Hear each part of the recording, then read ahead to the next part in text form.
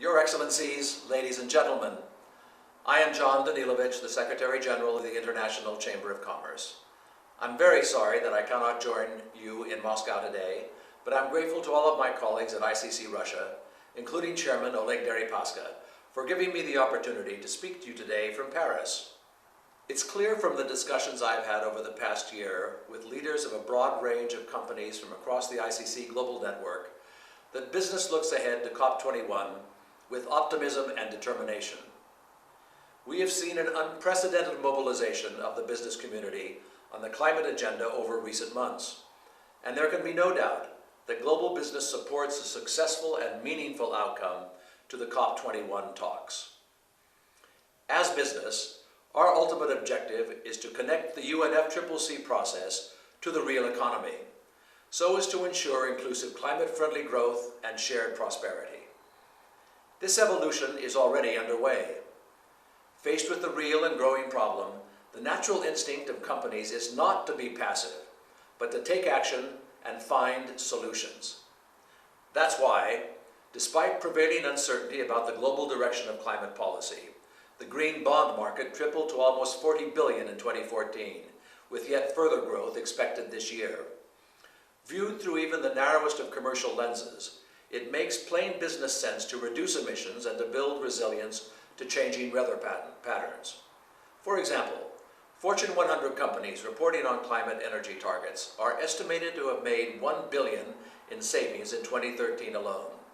That said, we recognize the private sector must do more if we are to limit global temperature increases to 2% centigrade. However, if business is to scale up action to the level required, we need governments to put in place credible policy frameworks that provide much greater long-term certainty for green investments. The agreement forged at COP21 will be in place for more than a decade. So it is, as Oleg Deripaska made clear in a recent interview with the Financial Times, absolutely vital that we get the right agreement in place next month. Our vision for COP21 can be summed up in three simple terms: innovation, collaboration, and smart regulation. Businesses are already innovating. To develop the technological, organizational, and financial solutions needed to reduce greenhouse gas emissions and to adapt to changing climate patterns. But to scale up these solutions, we need enhanced collaboration. On the one hand, between business, and more importantly, between the public and private sectors. All of this must be underpinned by smart regulation, including, where appropriate, self-regulatory frameworks to provide business with long-term certainty and to turn existing market failures into market opportunities. More specifically, for the COP21 agreement and beyond, we see two main priorities. The first is to catalyze innovation and investment. Governments should do all they can to create an environment in which all sectors are incentivized and encouraged to innovate. This should include allowing market-based GHG instruments as an option for meeting mitigation commitments and maintaining effective incentives to innovate and disseminate cleaner technologies across all sectors and energy sources. In this context, I would like to stress the key role that intellectual property rights play in driving innovation.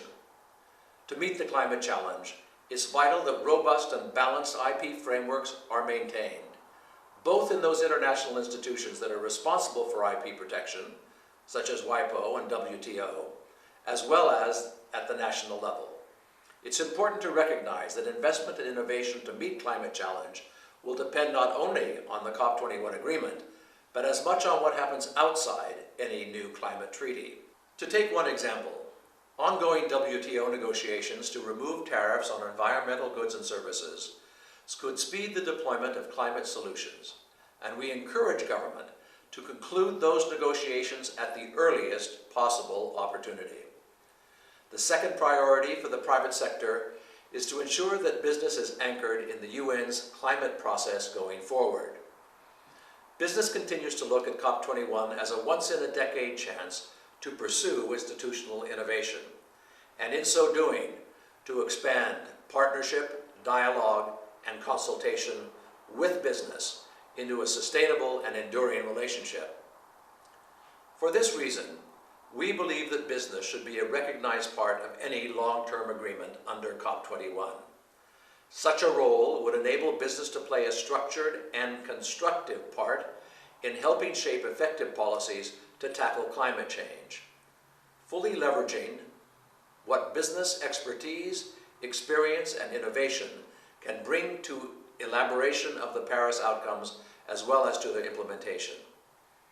This will be one of the key messages that ICC, as the business focal point of the UNFCCC, will take to COP21 in just 2 weeks, and I trust we can count on your full support in this vital issue. In closing, I would like to thank you again for the opportunity to speak to you today. Meeting the climate challenge will require full engagement of the private sector. Simply put, climate change is everyone's business, and we must ensure that the COP21 agreement works with the business community to speed emissions reductions and promote climate resilience. I look forward to working with you at COP21 and in the years ahead on this defining agenda. Thank you very much.